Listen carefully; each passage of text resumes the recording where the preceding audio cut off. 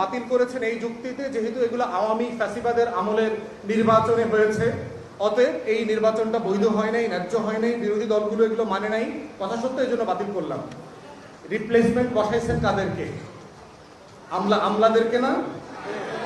এই আমলারা রাইতে ভোট করছে না? এই আমলারা প্রত্যেককে 35 লাখ 40 লাখ টাকা করে 50 লাখ টাকা করে টাকা ক্যাশ দিচ্ছে না 2018 সালে? এই পুলিশ, এই আমলা, এই সেনা কর্মকর্তারা বাটপারি করে হাজার হাজার কোটি টাকা মালয়েশিয়া টরেন্টোতে পাচার করে নাই? তাহলে যে আমলারা বাটপার, যে আমলারা গত 16 বছর আওয়ামী লীগের দালালি করছে, সেই দালালদেরকে দিয়ে আপনি নির্বাচিত প্রতিনিধিদেরকে রিপ্লেস করলেন। এইটা কোনো রিপ্লেসমেন্ট প্ল্যান হইতে পারে অন্তর্বর্তীকালীন সরকারের? এইটা কি গণ অভ্যুত্থানের স্পিরিট হইতে পারে?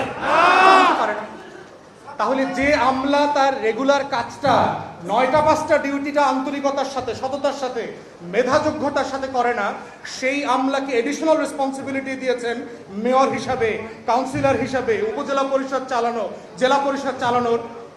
এরা কি ফেরেশতা নাকি? না। আর একটা কি দাবি করেছে যে এরা প্রচুর ডেভেলপমেন্টের, আপনারা নাকি প্রচুর চুরি টুরি করেন, ডেভেলপমেন্ট ওয়ার্ক ঠিকাদারি চুরি করেন। আমলারা কি করে? আমলারা কি ফেরেশতা আসমান থেকে নাজিল হয়েছে? ওরা চুরি করে না? তাহলে শ্বেতপত্রে যে $16 বিলিয়ন প্রতি বছর চুরির গল্প আসছে, ওইটা কি কাউন্সিলররা করছে? ওই টাকা চুরি করছে কে? আমলারা করছে, রাজনীতিবিদরা করছে।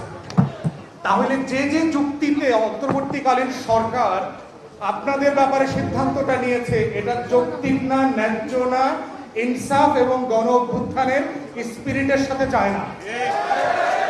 তাহলে এখন এখানে আমার যারা সহযোদ্ধারা আসছেন, যারা আপনার দাবিটাকে পরবর্তী পর্যায়ে রাষ্ট্রের সাথে নেগোশিয়েট করবেন, তাদের কাছে এখন আপনার কষ্টের দাবিটা কি?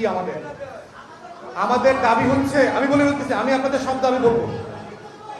আমাদের যেটা করণীয় সেটা হচ্ছে একটা ইমিডিয়েট কমিটি করে দিতে হবে, এবং সেটা আমলাদের নিয়ন্ত্রিত উপকমিটি হইলে চলবে না। এই উপকমিটি হইতে হবে যারা গণ অভ্যুত্থানের নেতৃত্ব দিয়েছে, এমন নির্বাচিত অনির্বাচিত আগের সময়ের সব মিলায় অংশীজন দিয়ে 5 জনের একটা কমিটি করতে হবে, উপকমিটি। তারা 1 সপ্তাহের ভিতরে আপনাদের যত অংশীজন আছে, পৌর এবং সিটি, উপজেলা পরিষদ, আরো যে সকল পরিষদ আছে, ওনাদের সাথে কথা বলবেন। কথা বলে ওনারা একটা তালিকা করতে হবে যে আপনাদের ভিতরে কারা কারা আওয়ামী লীগ, জাতীয় পার্টি, 14 দলের বাটপারির সাথে জড়িত ছিলেন না, প্রথম শর্ত। দ্বিতীয় শর্ত হচ্ছে 24-এর গণ অভ্যুত্থানে যারা অ্যাক্টিভলি রোল প্লে করেছেন, মিছিল মিটিং করেছেন, লড়াই করেছেন, গুলিবিদ্ধ হয়েছেন, আপনার জেলে গিয়েছেন, মিথ্যা মামলা শিকার হয়েছেন। 3, গত 16 বছরের ফ্যাসিবাদ বিরোধী আন্দোলনে কারা কারা বিভিন্ন জায়গায় সক্রিয় ছিলেন, কারা কারা বিভিন্নভাবে নির্যাতিত হয়েছেন।